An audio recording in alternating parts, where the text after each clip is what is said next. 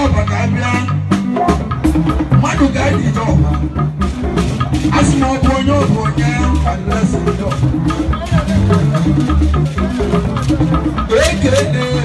agwatu wala ake